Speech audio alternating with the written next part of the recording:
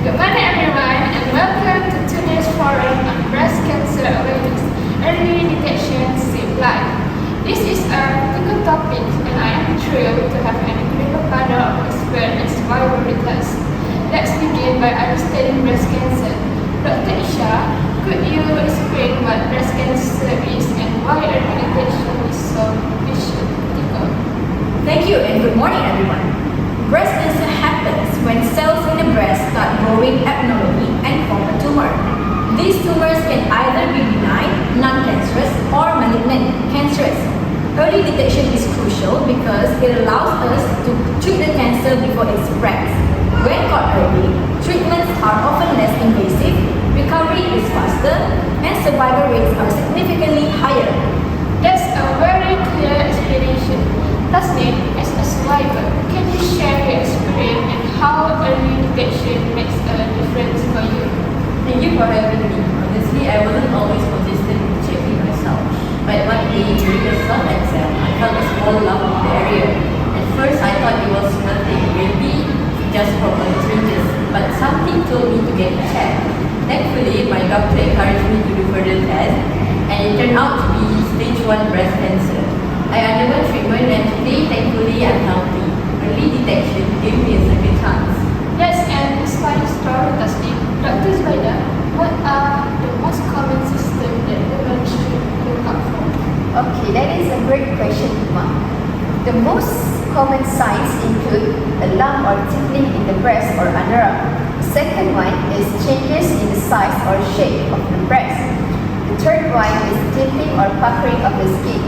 Additionally, the nipple discharge, especially if it's bloody.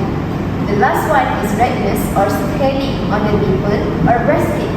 But I want to emphasize that some women don't experience any symptoms. That's why regular screenings like mammograms are essential even when you feel fine. Thank you, Dr. Zubaida. Ms. Aisha, as a healthcare advocate, what challenges do women face when it comes to early detection? There are several challenges. First, fear and stigma are significant barriers. Many women delay seeking help because they are afraid of receiving a cancer diagnosis. Second, there's a lack of awareness, especially in rural or undeserved communities, where many women don't know how to perform self-examinations or the importance of mammograms. Third, healthcare access is uneven. Some women simply cannot afford regular screenings or don't have clinics nearby. That's heartbreaking but true. Dr. Isha, what steps can be taken to address these barriers? For me, I think education is key.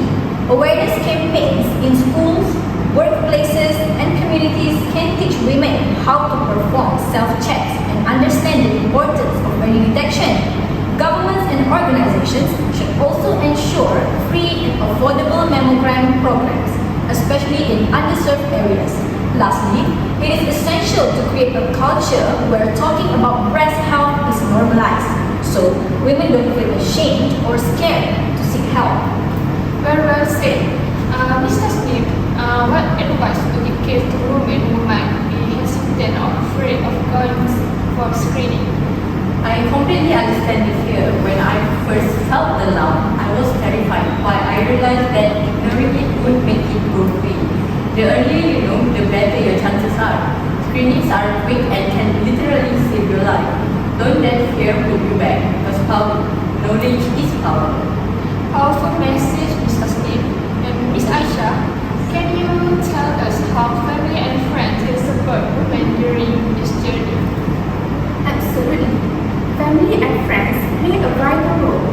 They can encourage loved ones to get regular checkups, accompany them to appointments, and provide emotional support.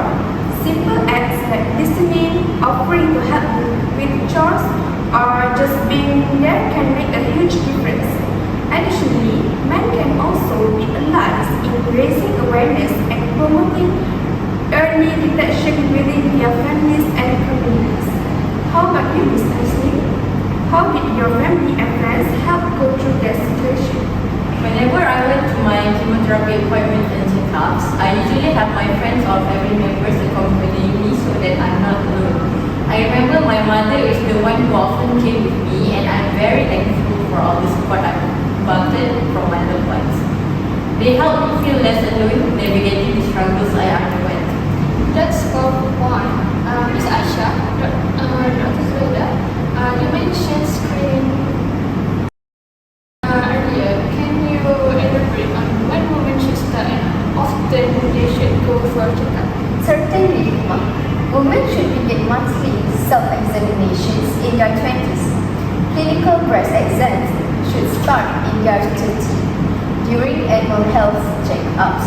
For mammograms, women aged 40 and above should have one annually or as recommended by their doctor. If there's a family history of breast cancer, screenings may need to start early. Thank you for that. Ms. Asha, let's talk about awareness campaign. What role do they play and how can they be more effective? Awareness campaigns are vital in spreading information and encouraging action. To be effective, they need to be accessible and relatable. For instance, use social media to share survivor stories, conducting free breast cancer screenings in communities, and collaborating with schools to educate young women about strategies. Campaigns should also address cultural barriers and misconceptions that discourage women from seeking help.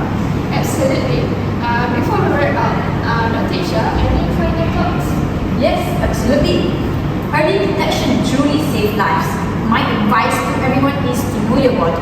Pay attention to any changes and don't delay seeking medical advice. Breast cancer is treatable, especially when caught early.